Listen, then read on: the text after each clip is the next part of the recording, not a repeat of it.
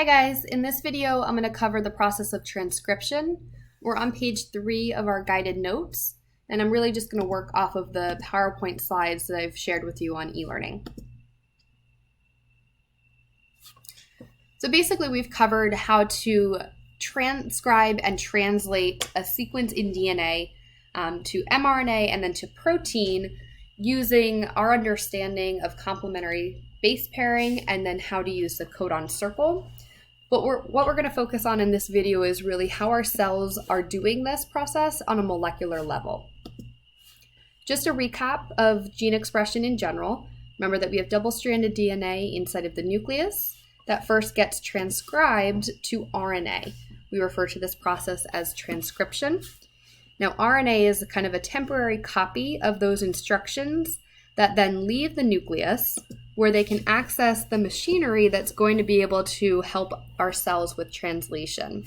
The machinery I'm referring to here are ribosomes.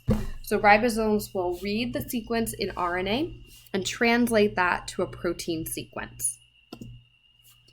Now in this video specifically, I'm going to cover transcription. We've talked mostly about mRNA or messenger RNA. This is the type of RNA that carries the information from DNA to the ribosomes where it can make the protein. But transcription also produces two additional types of RNA called transfer RNA or tRNA and ribosomal RNA or rRNA. And these two types of RNA are going to become really important in my next video in the process of translation. But for right now, we're really just going to focus on the messenger RNA. So essentially, all of these processes have a beginning, a middle, and an end. The first step in transcription is called initiation. The RNA polymerase, an enzyme, is going to attach to the promoter sequence of DNA. And basically, the promoter sequence is just the start signal. So it's telling the RNA polymerase where to begin. The RNA polymerase plays two roles. It's going to help unwind the double-stranded DNA, and it's also going to use one of those strands as the template for the mRNA that it's building. So in these images here, the gray structure is representing that RNA polymerase enzyme. The blue is the DNA. The green up here is the promoter.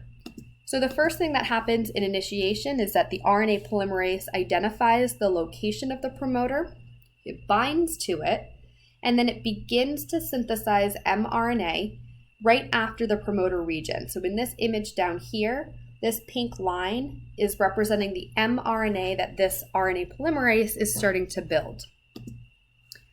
Now, the next step is elongation. So the RNA polymerase is going to continue to add on RNA nucleotides one at a time based off of the template strand of DNA. So in this image here, you can see the pink strand is the growing mRNA that's being built off of this template. In this slide here, you can see the process of elongation in a little bit more detail.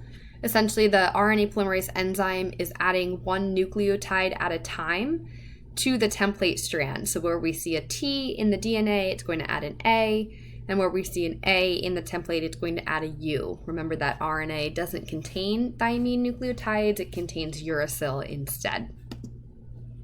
Now, the last step of transcription is termination. It's the same, basically the opposite as the promoter sequence in that it's part of the DNA structure that's going to signal the end of the gene. And so it's going to tell the RNA polymerase where to stop. So in this diagram here, the growing RNA has started to reach this terminator sequence. And once it gets to that particular part of the DNA, the RNA polymerase falls off, as does the completed mRNA. Now remember, this is like our first draft, referred to as the pre-mRNA or the primary transcript.